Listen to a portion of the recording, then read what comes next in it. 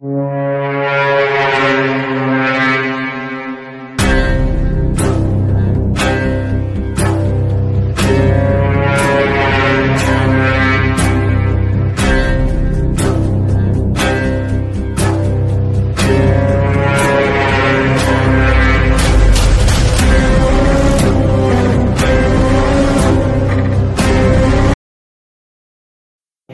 ಗಾಡಿಗೆ ಅಟ್ಯಾಚ್ ಇರಬೇಕು. ಯಾರು ಅವರು ಬಯಾರು ರವಿಕುಮಾರ್ ಅಂತೇಳಿ. ಯಾರ್ಯಾರು ಅವನು ಇದು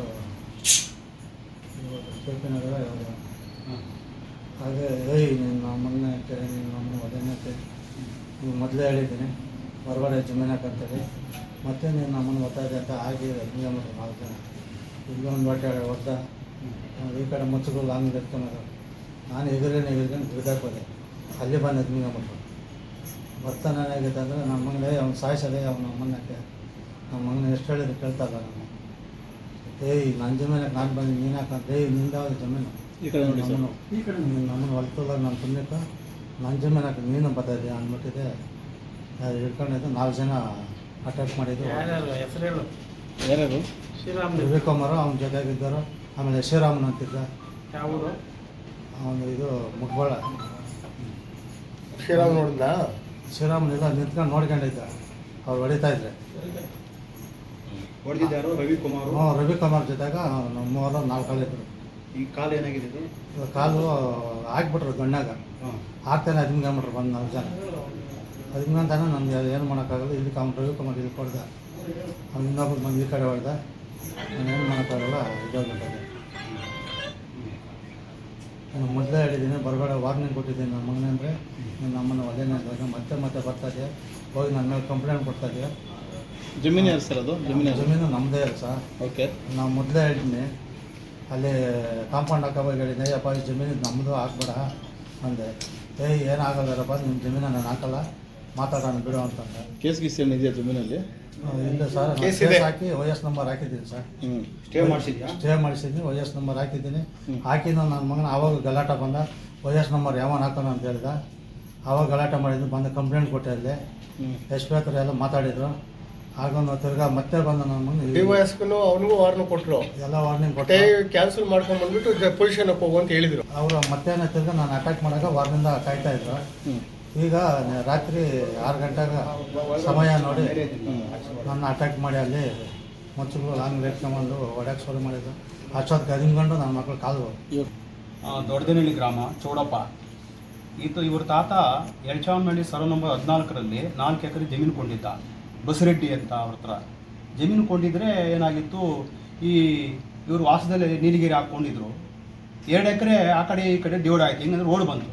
ಡಿವೈಡ್ ಆದಾಗ ಈ ಕಡೆ ಡಿವೈಡ್ ಆದಮೇಲೆ ಈ ಕಡೆ ಬಂತು, ಆ ಕಡೆ ಬಂತು. ಸೆಂಟ್ರಲ್ ರೋಡ್ ಬಂದಾದಮೇಲೆ 2 ಎಕರೆ ವಾಸ ಮಾಡ್ತಾಯಿದ್ರು. 2 ಎಕರೆನೂ ವಾಸ ಮಾಡ್ತಾಯಿದ್ರೆ ಈ ರವಿಕುಮಾರ್ ಅಂತ ರಾಮಮೂರ್ತಿನಗರ ಅವನು ಬಿಲ್ಡರ್. ಅಲ್ಲಿ ಒಂದು 8 ಎಕರೆ ಜಮೀನು ಕೊಂಡಿದ್ದಾನೆ ಪಕ್ಕದಲ್ಲಿ. ಜಮೀನು ಕೊಂಡವನು ಏನು ಮಾಡಿದಾನೆ, ಈತನ್ನ ಕುಸಲಾಯಿಸ್ಕೊಂಡು ಈತನಿಗೆ ಆಯಿತು ನಿಮ್ಮ ಜಮೀನು ಕೊಡೋದು, ಈತನ ನಾನು ಕೊಡಲ್ಲ ಅಂತ ಹೇಳಿದ್ದಾನೆ. ಈತನ ಆಕ್ಸಿಡೆಂಟ್ ಆಗಿ ಹಾಸ್ಪಿಟ್ಲ್ಗೆ ಹೋಗಿದ್ದಾನೆ. ಕಾಲು ಆಕ್ಸಿಡೆಂಟ್ ಆಗಿದೆ. ಇದಾದಮೇಲೆ ಏನಾಗಿತ್ತು, ರವಿಕುಮಾರ್ ಏನು ಮಾಡಿದಾನೆ, ಈತನ ಜಮೀನಿಗೆ ಸೇರಿ ಕಾಂಪೌಂಡ್ ಹಾಕಿಕೊಂಡು ಮನೆ ಕೊಟ್ಟಾದ್ಮೇಲೆ ಈತನ ಹಾಸ್ಪಿಟ್ಲಿಂದ ಬಂದಾದ್ಮೇಲೆ ಕೇಳಕ್ಕೆ ಹೋಗಿದ್ದಾನೆ. ಅವಾಗ ಅಟ್ಯಾಕ್ ಮಾಡಿ ಹೊಡೆದಿದ್ದಾನೆ. ಹೊಡೆದಾದ್ಮೇಲೆ ಪೊಲೀಸ್ ಸ್ಟೇಷನ್ಗೆ ಕಂಪ್ಲೇಂಟ್ ಕೊಟ್ಟಿದ್ದಾರೆ. ಕಂಪ್ಲೇಂಟ್ ಕೊಟ್ಟಾದ್ಮೇಲೆ ಅವ್ರೇನು ಮಾಡಿದ್ದಾರೆ, ನೀನು ಸ್ಟೇ ತಗೊಂಬ ಅಂತ ಹೇಳಿದ್ದಾರೆ. ಇದನ್ನು ಕೋರ್ಟಿಂದ ಸ್ಟೇ ತಗೊಂಡಿದ್ದಾನೆ. ಸ್ಟೇ ತಗೊಂಬಂದಾಗ ರವಿಕುಮಾರ್ಗೆ DSP ಮತ್ತು ಅಶೋಕ್ ಅವರು ಸರ್ಕಲ್ ಇನ್ಸ್ಪೆಕ್ಟ್ರು ವಾರ್ನಿಂಗ್ ಮಾಡಿ, ನೋಡಪ್ಪ ಅದು ಸ್ಟೇ ಇದೆ, ನೀನು ಜಮೀನಿಗೆ ಹೋಗ್ಬೇಡ, ಸ್ಟೇ ಕ್ಯಾನ್ಸಲ್ ಮಾಡ್ಕೊಳ್ಬೇಕಾದ್ರೆ ಇದು ಮಾಡೋದು ಅಂತೇಳಿ ಇಬ್ಬರು ಸರ್ವೆ ಮಾಡಿರಿ ಜಾಗನ ಅಂತೇಳಿ ಹೇಳಿದ್ದಾರೆ. ಬಂದೋಬಸ್ತ್ ಮಾಡಿ ಅವನಿಗೆ ತಿಳಿ ಹೇಳಿ ಕಳಿಸಿದ್ರು. ಈ ಕಳಿಸಿ ಆದಮೇಲೆ ಸ್ಟೇ ಇದ್ರೂ ಕೂಡ ಅವನು ಮನೆಯನ್ನು ಅಲ್ಲಿ ಕೆಲಸ ಮಾಡ್ತಾನೆ ಇದ್ದ. ಈತ ಹೋಗಲಿಲ್ಲ ಜಾಗಕ್ಕೆ, ಸ್ಟೇ ಮಾಡಿದ್ದೀನಿ ಅಂದ್ಬಿಟ್ಟು. ಆಗ ಏನು ಮಾಡಿದರೆ ತಹಸೀಲ್ದಾರ್ಗೆ, ಈಗ ನಾನು ಜಿಲ್ಲಾ ಜಾಗೃತಿ ಸಮಿತಿ ಸದಸ್ಯನಾಗಿರೋಲ್ಲ, ನನ್ನ ಗಮನಕ್ಕೆ ಬಂದಾಗ ನಾನು ಜಿಲ್ಲಾ ಜಾಗೃತಿ ಸಮಿತಿಯಲ್ಲಿ ಮೀಟಿಂಗ್ ಪ್ರಸ್ತಾಪನೆ ಮಾಡಿದೆ. ಮಾನ್ಯ ಜಿಲ್ಲಾಧಿಕಾರಿಗಳು ಮತ್ತು DSPಗೆ ತಹಸೀಲ್ದಾರ್ಗೆ ಹೇಳಿದ್ರು ಏನಂತ, ನೋಡಿರಿ ಇಮಿಡಿಯೇಟ್ಲಿ ಅದನ್ನು ಪೊಸಿಷನ್ಗೆ ಹೋಗಿ ಅದನ್ನು ಸರ್ವೆ ಮಾಡಿ ಅವರಿಗೆ ಜಮೀನು ಬಿಡಿಸ್ಕೊಟ್ಟು ಯಾರು ಅವನಿಗೆ ತಪ್ಪಿತಸ್ಥರು ಅವನ ಕ್ರಮ ಕೈಗೊಳ್ಳಿ ಅಂತ. ಅಲ್ಲಿಂದ ಬಂದಾದ್ಮೇಲೆ ಏನು ಮಾಡಿದೆ, ರವಿಕುಮಾರ್ ಅವನು ಈತನ ಮುಚ್ಚೆತ್ಕೊಂಡು ಓಡಾಡಿದ್ದಾನೆ. ಮುಚ್ಚೆತ್ಕೊಂಡು ಓಡಾಡಿ ನನ್ನ ಮಗ ನೀನು ಜಮೀನಕ್ಕೆ ಬಂದು ಸಾಯಿಸ್ಬಿಡ್ತೀನಿ, ನೀನು ಅಲ್ಲಿ ಹೋದ್ರೆ ಅಂತ ಅದು ಹೇಳಿದ್ದಾರೆ. ನಾವು ತಹಸೀಲ್ದಾರಿಗೆ ಬಂದು ಮಾತಾಡಿ ತಹಸೀಲ್ದಾರ್ ಗಮನ ಕೊಟ್ಟು ಆಮೇಲೆ ತಹಸೀಲ್ದಾರ್ ಗೆರವು ಮಾಡಾದ್ಮೇಲೆ ತಹಸೀಲ್ದಾರು RIಗೆ ರಿಪೋರ್ಟ್ ಮಾಡಿ ಹೋಗಿ ಇನ್ಸ್ಪೆಕ್ಷನ್ ಮಾಡಿ ಅಂತ ಹೇಳಿದರು. RI ಅವರು ಸ್ಪಾಟ್ ಇನ್ಸ್ಪೆಕ್ಷನ್ ಮಾಡಿದಾಗ ಆಯಿತು ಸರ್ ಸರ್ವೆಗೆ ಹಾಕಿದ್ರು. ಸರ್ವೆಗೆ ಹಾಕಿ ಈತ ಚೌಡಪ್ಪ ನೆನ್ನೆ ಒಂದು 3-4 ಗಂಟೆ ಇರ್ಬೋದು. ಅಷ್ಟೊತ್ತಲ್ಲಿ 6 ಗಂಟೆ ಸರ್ವೆ ರಿಪೋರ್ಟು ಕಟ್ಟು ಅರ್ಜಿ ಹಾಕಿದ ಮೇಲೆ ತೊಗೊಂಡು ಊರಿಗೆ ಹೋಗೋ ಟೈಮಲ್ಲಿ ಅದೇ ದಾರಿಯಲ್ಲಿ ಹೋಗ್ಬೇಕಾತ ಊರಿಗೆ ಹೋಗೋ ಟೈಮಲ್ಲಿ ಏನು ಮಾಡಿದ್ದಾರೆ, ಇವರು ಅಟ್ಯಾಕ್ ಮಾಡಿಬಿಟ್ಟು ಆತನ ಹೊಡೆದು, ಇದೇ ಥರ ನಿಂದು ಕಾಲು ಮೊದಲು ಆಪರೇಷನ್ ಆಗಿದ್ದು, ಬೋಳಿ ನನ್ನ ಮಗನಿಗೆ ಕಾಲಿದ್ರೆ ನೀನು ಓಡಾಡ್ತೀನಿ ಅಂತೇಳಿ ಆತನ ಕಾಲದ ತುಳಿದು ದೊಣ್ಣೆಯಲ್ಲಿ ಹೊಡೆದು ಆತನ ಜಾತಿ ನಿಂದನೆ ಮಾಡಿ ಭಾಳ ಹಲ್ಲೆ ಮಾಡಿದ್ದಾರೆ. ಆಮೇಲೆ ಆತನಿರ್ತಕ್ಕಂಥ ಕೆಲವು ದಾಖಲೆಗಳು, ಎವಿಡೆನ್ಸ್ ದಾಖಲೆಗಳೆಲ್ಲ ಕಿತ್ಕೊಂಡು ಇದು ಮಾಡಿದ್ದಾನೆ. ಇದು ತಪ್ಪಿಸ್ಕೊಂಡು ಹೋಗ್ಲಿಕ್ಕಾಗದ ಎತ್ತಿ ಇದನ್ನ ಒಂದು ಜಮೀನಿಗೆ ಬಿಸಾಕಿದ್ದಾರೆ. ಇದನ್ನ ಸತ್ತೋದ್ನಂತೇಳಿ ತಿಳ್ಕೊಂಡು ಹೋಗಿದ್ದಾರೆ ಅವರು. ಆಮೇಲೆ ಈತ ಏನು ಮಾಡಿದ್ದಾನೆ, ಈ ದಾರಿಯಲ್ಲಿ ಹೋಗೋರು ಯಾರು ತೊಗೊಂಡ್ಬಂದು ಗಾಡಿ ಕಿತ್ತು ಬೇರೆ ಅವನು ಕಾಂಪೌಂಡಲ್ಲಿ ಹಾಕ್ಕೊಂಡಿದ್ದಾನೆ ಅವನು. ಮತ್ತು ಅವನೇ ಹೋಗಿ ಸ್ಟೇಷನ್ ಕಂಪ್ಲೇಂಟ್ ಮಾಡಿದ್ದಾನೆ ಅಂತ ನಾನು ನಮ್ಮ ಜಮೀನಲ್ಲಿ ಬಂದು ಗಿಡಗಳು ಕೀಳ್ತಾ ಇದ್ದ ಆ ರೀತಿ ಮಾಡಿ ಕಂಪ್ಲೇಂಟ್ ಕೊಟ್ಟಿದ್ದಾನೆ ಸ್ಟೇಷನಲ್ಲಿ.